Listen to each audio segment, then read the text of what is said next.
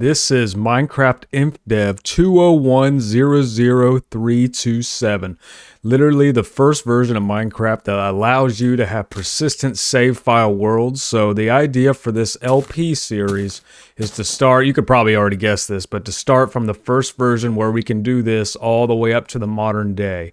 And each version that we upgrade to, we are going to have a set of goals and challenges and all that stuff. So for this version, our challenges are going to be, we're going to establish the chunks. So we're going to walk around just to establish all the chunks in our area where we're going to build our base.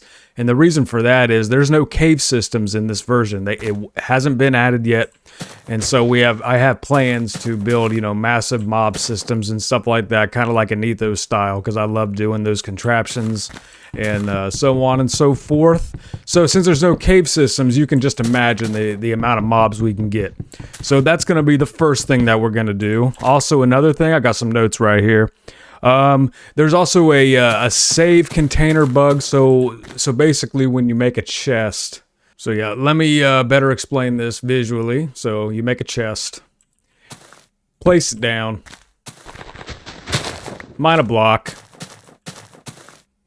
put it in the chest, and then let's say you quit the game. The game's gonna save. That's not the problem. But when you load back in, the item could potentially disappear. So all your valuables and stuff, you don't want that to happen. So what you ideally want to do is do a block update. So put a block right here, mine it, and then save and quit, and then come back, and it should be in there. So that's what we're gonna do. Another thing that we have to do is the caveless strip mining. So since there's no caves, we can get some early resources. Stock up on all that good stuff first and foremost.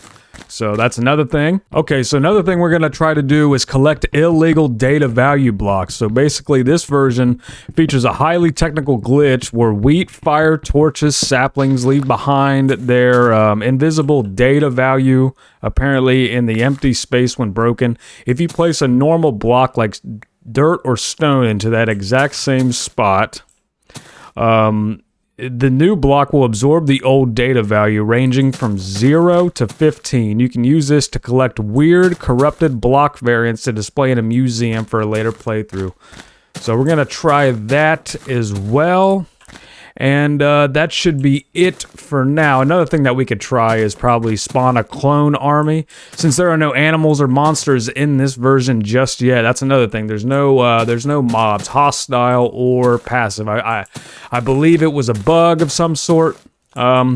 But anyway, the world is completely empty and peaceful. However, if you die and rapidly spam the respawn button, the game's bugs out and creates physical Steve clone mobs at your spawn point. So we're going to try that as well. So those are the few things we're going to do. So yeah, it should be pretty interesting. Okay, like I said, we're going to start walking around here and generate the chunks for our mob systems and everything else that we want to do. So, and yeah, comment on some other ideas that we can do. Did you see that right there? The old animation. I always like that. It's pretty funny. But yeah, we're going to generate these chunks. Comment down below of other challenges and things that we can do for each version. So, yeah. I don't know about you guys, but I really like the old terrain generation. I thought it looked a lot cooler. I mean, the terrain generation and the caves and the cliffs and all that cool stuff nowadays. That looks cool too, but I really like the older generation. I think it looks pretty nice. Okay, so I decided to set up shop in this area. I got my mine started right there. I've been expanding this out a little bit, kind of like to create an island. So I just now realized this kind of looks like a pool or something. Maybe we can keep this for the future when they add fishing. Who knows? But yeah, I think this is a nice little spot. I went mining down there just for a little bit, and I already got me all of this stuff. Yeah, so iron especially is like way more abundant. Like you'll find that crap everywhere. Got some more wood from when I was out generating the chunks and whatnot. Yeah, so this is going to be our little area. And I'm going to go back in that mine and I'm going to show you what I'm talking about when it comes to the ore generation. You get, like, the veins are just, like, enormous. You'll see. Also found some gold. Got 18 gold already. So yeah, it looks like the one of the objectives for this version to create a nice strip mine is going very, very well, I do have to say. Very, very well. Cleared out a long area over here. Also branches off to the left and the right. So I'm going to go in the right now so we can get some more stuffs. So yeah, that's basically what we're going to focus on for this episode, is building the mine, getting as many ores as we can. The next episode will probably be exploring new terrain. I think we'll do that next, and work on some block duplication stuff, cool data values, and things like that in the future. Should I make this 2 wide or 3 wide? Well, if we do it 3 wide, then we'll have a lot more comfortable space. But I think 2 wide might be enough. I think I might go up, pretty this thing up a little bit, and I'll cut back.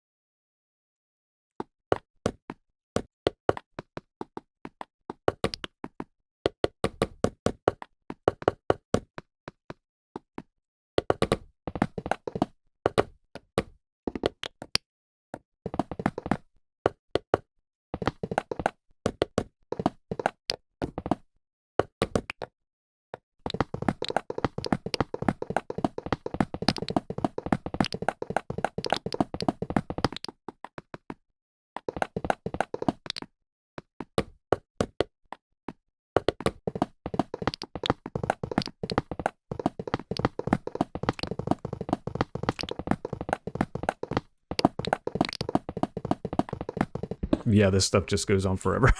It really does. Have I said I love this before? I absolutely love it. Alright, I have finished up the mine. Tried to make it look as presentable as possible. We're going to do a lot of work on this, but yeah, I got my chest. This is going to be strictly for cobblestone and stuff like that. This is going to be for the ores. Got my iron right here. Got some gold, and this one's going to be for diamonds. I don't have stairs down here because, believe it or not, stairs weren't invented yet, so I couldn't use them for these steps right here, so just had to use some planks. But yeah, we got a lot of iron, gold, and yeah, it's a pretty good start for our first day. And I'll show you down here. Let's just travel down just a little bit, and I'll show you the little mine shaft areas that I have set up. Kind of like the idea of it. I'm gonna have maybe. Oh yeah, did you just hear that? That's some type of bug that they have in this version. It's been happening quite a lot. But I think I'm gonna have sections here and there of like furnaces and crafting tables and stations and stuff like that. I think it's a good idea. But you get down here and you have 3 branches this way, and this way.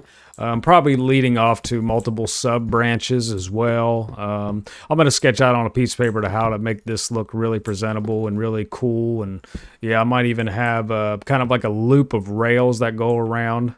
So on the sides of the staircase, it'll be hidden. But you might be able to place like a glass block here, have a button, and be sent up. And so it's going to be on a continuous loop, the mine track, so you can go up and down kind of like this. That's the idea, at least. So that's something I'm going to do in the future. So yeah, episode 1, yeah, like I said, pretty eventful. Got a lot of iron, got some gold, got a lot of resources, a lot of cobble for future projects. So yeah, I think this episode is a success. Drop in the comments as well, what can I do to improve the mine? Some cool ideas. But yeah, I think that minecart track is a pretty good idea that I want to try to do. But minecarts and minecart rails and all that stuff isn't available yet, as we are on the first ever version, like I said, of persistent worlds, or persistent save files, I should say. The Infdev is persistent world. The save file is what I'm referring to. There's one more thing I want to show you that I thought was pretty interesting. See, when I mine this block right here, this grass block, look, so apparently the water physics weren't fully integrated yet. because, you know, as you guys know, that water should be flowing right here, but it's not. So thought that was kind of funny. There was another thing that I thought was funny. It's now I thought it was my mouse at first, but it's not my mouse because it only seems to do it with these wooden planks. So you want to put them down. And now it's going to make me look like a liar. Hold on. When I place these blocks, I might actually only do it when I'm looking up. Let me try that. Let me go up just a little bit. Make a... Oh, it just happened right there. See how it like automatically placed another block? Like, you know, prematurely. It's almost like you're doing a double click, but I'm not doing a double click. And I guess that's wrong too. It looks like it's doing it with grass blocks. It might do it with every block, I don't know. But it seems to do like a double click. But it's not doing it horizontally. So it's not doing it like that. So it must only do it... Hold on, let's try to test this out. Okay. Okay, so it does it when I'm a block above of where I'm placing the block. Okay, see how fast that was? So it's doing it like that. Now let's see if it's going to do it looking up. All right, let me look up. Let's see if it does it. Okay, it's not doing it at that level. Okay, what about the level just above me? So basically, my feet are on this block. Okay, let's see if when I place it here... Okay, it's not doing it there. What about one above? Okay, so I'm gonna have to test that out. Do some testing on that mechanic, because it interests me. Things like that interest me. Okay, yeah, that's right. I wanted to show you something. So I might have to rethink this storage area, at least for now, because like I said, there's that bug in the game at this point in time where items and chests won't save correctly, so this stuff has a chance of despawning, which is not good, unless you do a block update. So let's see if I can make a space right here to try that out. So I'll leave these exposed just for literally that purpose, but I can just replace this block every time. So I'll leave that the same. Yeah, so one right there, one right there. And if you place a block and then mine it, it does the block update and everything should save. So I should really make a world backup before trying this so I can show you guys. Yeah, I think I'm going to do that real quick. I don't want to lose all this stuff. Well, never mind. I can't even do that because if I exit out of the game, then it's going to do the same thing regardless if I record it or not. So, let's hope for the best. So I'm really worried about this iron. So, but we're going to do it. Place a grass block. Grass block. Going to mine this. I'm just going to do all grass just so we can keep it uniform. Okay. So, all these are about to be updated. Let's see if all our stuff still is there. Okay, so everything's placed. Let's just do it one more time just to be sure. So we placed them all. Okay, that should update it next to the chests. Okay, well, here's the moment of truth. Okay. Man, this Minecraft logo, it's so retro. Alright, single player. World 1. This was just for testing. All right, here we go. Please still be there. Yes. Okay, we're good. We're good. Okay, so that works. That works. Okay. Now, I'm going to load up a different world, and I'm going to show you what I'm talking about with this chest glitch. Well, actually, no. I can just do it over here. There's a chest over here. I'll show you what I mean first. Okay, so I'll put, I don't know, this sapling right there. So...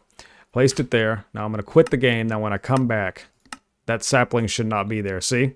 It's missing. So that's what I'm talking about with the glitch. So you have to, every time, do a block update or your stuff isn't going to save. It's a bug in the game that was introduced during this update. It does the same thing with furnaces too, by the way, so you have to watch out for that. But all this stuff's still in here because I did the block update. So that's fantastic. So speaking of which, I got to make sure my iron's still down here from this furnace because I didn't. Oh, I forgot to do the block update next to the furnace. Please still be there. Okay, that didn't get changed. All right. So maybe it has a higher percentage for the chests. I kind of want to test that out too. I might do that in the future. Another thing that's interesting too is every time I reload the world, all 3 of these trees, even the ones over there, I believe, they just magically respawn too. So there's something in the game code that makes things respawn every time you load in. That's what it seems like. That's my theory. Yeah, that's what it seems like. So yeah, so we're gonna have these exposed. If the patch, I'm gonna do some research, but if the patch isn't fixed by the time Pistons comes out, which I imagine it's probably gonna be patched the next patch. But if it's not, then I could just wire up Pistons to update these blocks, and that would just, you know, fix that problem for the time being. But I'm sure it's gonna be patched probably in the next version that I update to. So yeah, these trees come back, which basically is just a little tree farm that I don't even have to set up. And look, a floating block. But yeah, I wanted to show you that stuff. It's pretty interesting. And yeah, that concludes episode 1. Thank you guys for watching. If you made it this far, it's much appreciated. Dancing Happy Steve approves. You can't even do the front-facing cam yet. But anyway, if you liked the video and you want to see more, comment, like, subscribe. You guys know the deal. So yeah, appreciate it, and I'll see you next time.